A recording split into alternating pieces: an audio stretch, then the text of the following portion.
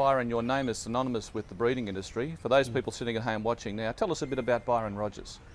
Well, I started the industry with John Massara at Arrowfield Stud actually, 20 years ago, and just started working with pedigrees and doing his bloodstock work, and worked my way through from that.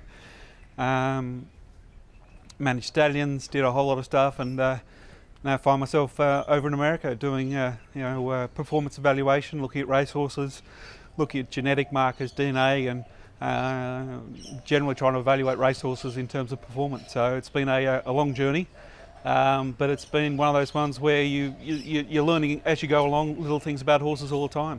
In recent times, we know you more as the man behind Fontaton, who is the top-rating 2-year-old in Australia at the moment. You've started up with Matchem Racing, Performance Genetics. Tell us the story there. Well, Performance Genetics, we started that probably about 5 years ago. And I'd always been interested in, I think the hardest thing for a racehorse trainer or anyone in this industry, it's getting a fast horse. So we talk about horses that have problems, this horse here, is a roar, or he's got this, this horse here's got some other problem, this sort of stuff. I think the biggest problem you've got is if they're slow. So I sort of was always interested in, if you're just looking at the horse and you're doing the same thing, there's great guys that are very good judges of horses, but if you're just doing the same thing that they're doing, you're probably not going to go any better than they are, because they're very good at what they do.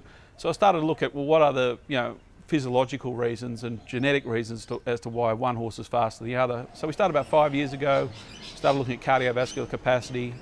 We did a genome-wide association study looking at genetic changes, like why one horse is a chestnut, one horse is a bay, is a change in genetic code, and we started looking at that in terms of performance. So like if we took a whole bunch of fast horses and a whole bunch of slow horses, what's the genetic difference between them?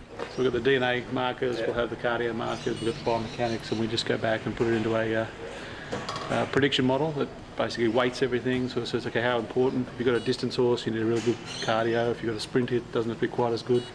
It goes through and weights everything. So it says, okay, well, these are all his outlooks, and this is how it should, we've got 3,500, so it's done. If it's got a sprinter, we've got 700 sprinters that we've done, so we know the good ones, and it's sort of like a decision tree that sort of says, okay, are you this, and gives us a score, and we generally try and buy the better ones. When it comes to going to the sales and picking out horses, a lot of trainers say they just go there, they don't really look at the pedigree page that much, they want to see the athlete. What about yourself? That'd be my criteria. I want to try and see every horse in the catalogue if we can, some way or other, so we spend days prior to the sale inspecting the individuals, and quite particular and critical, I guess. It can be tough on breeders who put a lot of time and effort and money into producing horses, but we'll judge them in a short time. But I want to see the individual that's structurally competent and looks like an athlete, and then match the pedigree up from there. So from a trainer point of view, the type of the horse is the primary concern for me. So what was the purpose of bringing Byron on board with his other dimension when it came to selecting of horses? I guess it's like another training aid we use. We use e-tracker, where you can monitor a horse's heart rate throughout a workout and the speed they get to and their recovery, and it allows you to look inside the horse, as it were. So Byron's ability with the DNA coming out in today's society, you see DNA in so many areas, and the ability to categorise horses and to look at their cardiac capacity.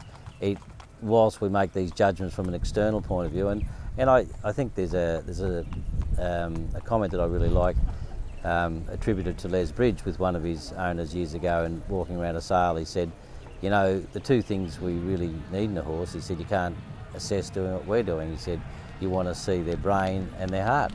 And walking around a sale yard, you're looking at a superficial point of view, but maybe we can have a closer look to the internal workings of the horse, which can give us a better idea of what we may or may not want to buy.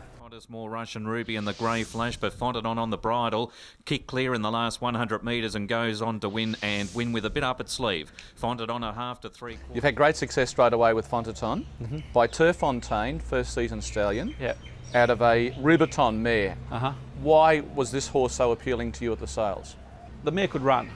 She could really, personal ensign, the mother could definitely run. She had a lot of ability. Cardiovascularly, she was terrific. Genetically, she had the genetic markers that we look for. She was a terrific mover, and I think that we score the horses from 1 to 100.